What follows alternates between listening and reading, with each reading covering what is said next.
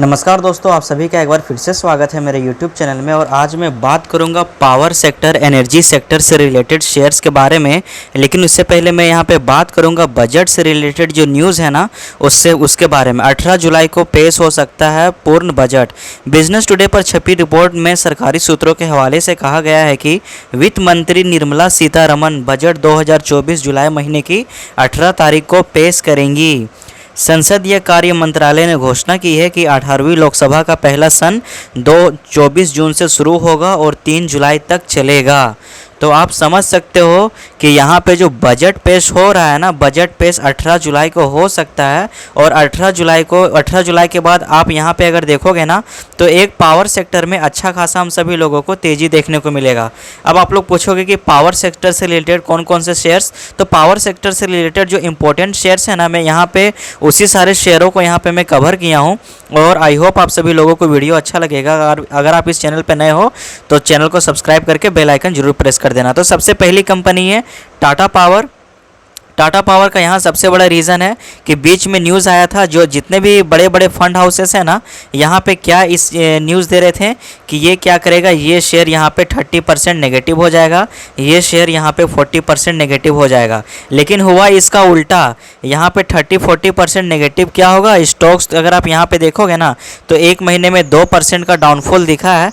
लेकिन 6 महीने में आप अगर ओवरऑल परफॉर्मेंस देखोगे तो 34%, ईयर टू डेट का अगर आप परफॉर्मेंस देखोगे 32%, और 1 ईयर का परफॉर्मेंस देखोगे तो 100%। ये बहुत ज़्यादा है, ये मैसिव रिटर्न है। अगर आपको नॉर्मली किसी स्टॉक्स में एक साल में 20-30% भी रिटर्न मिल रहा है ना, तो आपको बहुत ज़्यादा ही रिटर्न मिल रहा है। और यहाँ पे टाटा पावर एक ऐसी कंपनी है जिस पे आप ट्रस्ट भी कर सकते हो, जिस पे आप भरोसा भी जता सकते हो। लेकिन यहाँ पे ये स्टॉक्स रिकमेंडेशन बिल्कुल भी नहीं है। ऐसा नहीं कि मैंने यहाँ पे वीडियो बना दिया और आपने वीडियो देख के शेयर्स पे निवेश कर दिया और उसके बाद फिर यहाँ पे अगर आपको नुकसान सहना पड़ गया तो फिर दिक्कत का ही बात है। ओके, तो इसीलिए कहा जाता है ना कि शेयर बाजार में निवेश जोखिमों के अधीन है। Read all documents carefully before investing. तो मेरा कहने का मतलब यहाँ पे ये है कि अपने फाइनेंशियल एडवाइज़र से एक बार सलाह मशवरा ज़रूर करें। तो टाटा पावर में अगर आप देखोगे ना, तो टाटा पावर के बारे में आप मत पूछो, क्योंकि टाटा पावर यहाँ पे बहुत ही बढ़िया शेयर है। इसे हॉट स्टॉक्स कहा जाता है। हॉट स्टॉक्स आप समझ रहे हो ना। Tata Power shares get rating upgrade, stock trading flat. News पे न्यूज़ आ रहे हैं इसके बारे में। अगर मैं इस शेयर्स के बारे में फाइनेंशियल पे अगर मैं जिक्र करूँ ना, तो फाइनेंशियल्स पे मैं यहाँ पे एक ही चीज़ जानूंगा कि नंबर ऑफ़ एम्प्लॉयज़ कितना है इनके पास। इनके पास नंबर ऑफ़ एम्प्लॉय हैं 3062 और रेवेन्यू है इनका 63,272 करोड़ रुपए का। अब हम लोग आएंगे दूसरे शेयर्स के ऊपर। तो जो हमारा दूसरा शेयर है ना, दूसरा शेयर है हमारा, सबसे पहले पावर सेक्टर के बारे में जो फ्यूचर है, जो भविष्य है, उसके बारे में एक न्यूज़ हम लोग जान लेते हैं। केंद्रीय विद्युत प्राधिकरण सी का अनुमान है कि भारत की विद्युत आवश्यकता 2030 तक बढ़कर 817 गीगावाट तक पहुंच जाएगी।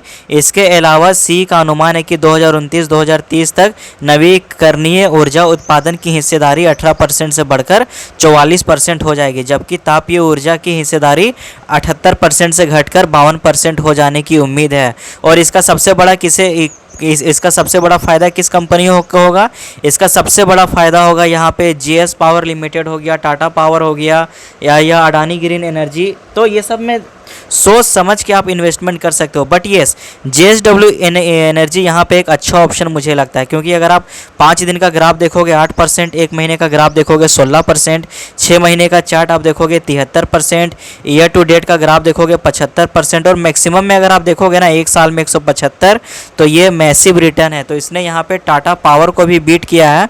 और अगर आप इस पर टारगेट मुझसे पूछोगे ना, तो बजट के बाद अभी मैं कुछ नहीं कह सकता, बट येस, जब बजट पेश हो जाएगा ना, या बजट भी नहीं तो मार्केट तो अभी बुलिश ही रहने वाला है, तो इसका टारगेट आप यहाँ पे 800 तक लेके चल सकते हो।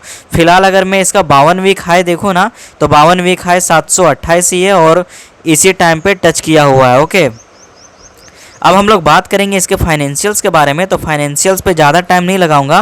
फाइनेंशियल्स पे हम लोग जानेंगे कि कितना है रेवेन्यू। 10,867 करोड़ का रेवेन्यू है। और नंबर ऑफ़ एम्प्लॉयज़ कितने हैं? नंबर ऑफ़ एम्प्लॉयज़ इसमें 2500 एम्प्लॉय हैं। और फाउंडर सज्जन जिंदल। तो जिंदल फैमिली का कितना बड़ा रूप है, ये तो आप सभी को यहाँ पे बताने की ज़रूरत नहीं है। उसके बाद अगर हम इसमें आएंगे ना, तो सरकारी स्टॉक्स हर किसी का फेवरेट है आजकल के डेट में, मानो या ना मानो, बट सरकारी स्टॉक्स हम सभी का फेवरेट है।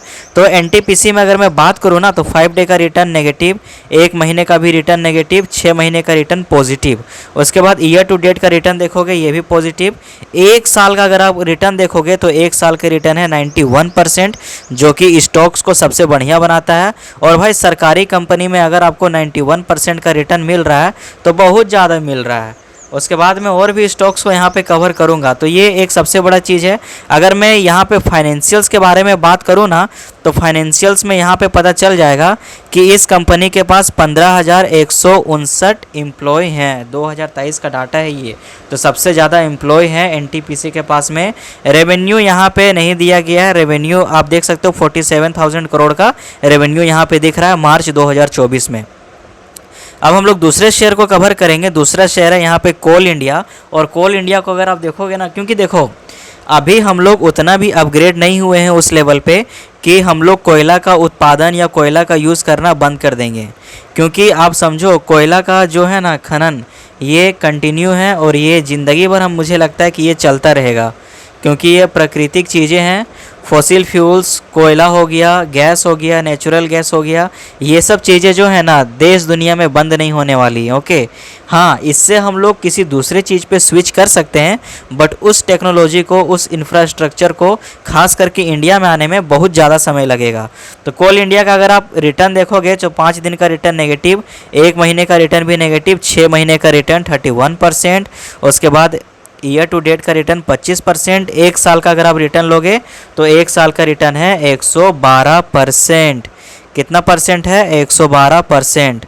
ओके, तो अगर मैं इसके फाइनेंशियल्स के बारे में बात करूँ ना तो फाइनेंशियल्स में हम लोगों को यहाँ पे पता चल जाएगा कि कंपनी के पास कितना एम्प्लॉय हैं। 2,29,210 एम्प्लॉय।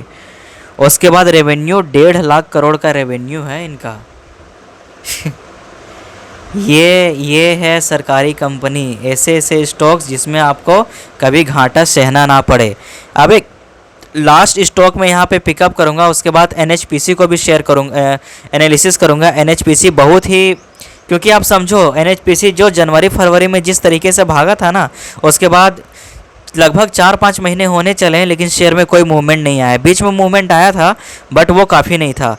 पावर ग्रिड कॉरपोरेशन के बारे में अगर मैं बात करूं तो 5 डे का रिटर्न 1%, 1 महीने का रिटर्न 1%, 6 महीने का रिटर्न 39%, ईयर टू डेट 36%।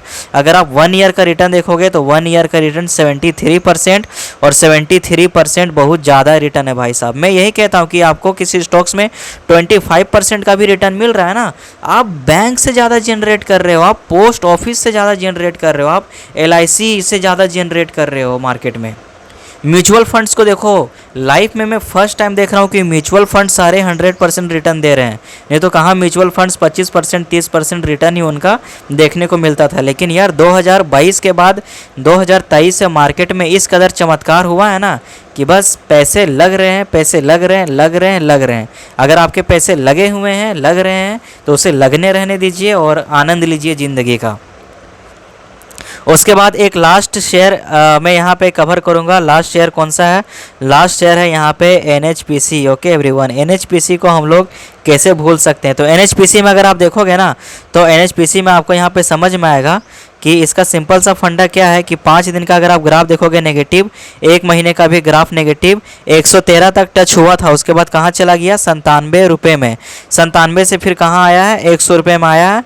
6 महीने का रिटर्न 55%, ईयर टू डेट का 52%, 1 ईयर का रिटर्न देखोगे तो 121%। लेकिन स्टॉक्स में मूवमेंट आना चाहिए। अब स्टॉक्स का हम लोग टारगेट लेके चलेंगे, तो अगर ये स्टॉक्स 112 रुपये दोबारा क्रॉस करेगा और सस्टेन करता है 112 रुपये, तो मैं गारंटी के साथ बोल सकता हूँ कि इसका टारगेट एक पहला होगा 130 और दूसरा टारगेट हम लोग लेके चलेंगे 150। आई होप यहाँ तक आप सभी लोगों को अच्छे से समझ में आ गया। अगर मैं फाइनेंशियल्स के बारे में बात करूँ ना, NHPC शेयर्स के बारे में, तो फाइनेंशियल्स पे अगर आप देखोगे तो 4,380 एम्प्लॉय हैं और 10,770 करोड़ का इनका रेवेन्यू है। तो कंपनी ख़राब नहीं है, सरकारी स्टॉक है, मूवमेंट आएगा, ज़रूर आएगा। एक बार आप बजट तो अनाउंस होने दीजिए। जुलाई में जब बजट आ रहा है ना, जैसे ही बजट अनाउंस होगा उसके बाद मार्केट में सारा का सारा नॉर्मली ट्रेडिंग सीज़न हो गया। बुल मार्केट, अभी बुल मार्केट है, बुल में जितने मज़े लेना है ले लो। जब मंदी का समय आएगा ना, तब आप याद रखोगे मेरी इन बातों को, मेरी इन वीडियोस को, कि हाँ एक शख्स था जो बोला करता था कि बुल मार्केट में बुल बन के जितने पैसों का मज़ा लेना है ले लो, लेकिन आप कहाँ थे उस टाइम पे। तो इसलिए कहता हूँ जब बियर मार्केट स्टार्ट होता है ना, तो फिर बियर मार्केट रुलाता है। इसलिए रुलाता है, वो टाइम लेगा आपका, वो आपको टाइम देगा नहीं, आपका टाइम लेगा। वो बोलेगा मुझे टाइम दो भाई साहब, मैं भी उठूँगा ही नहीं, 1-2 सालों के लिए आप मुझे भूल जाओ। तो ये होती है शेयर मार्केट में।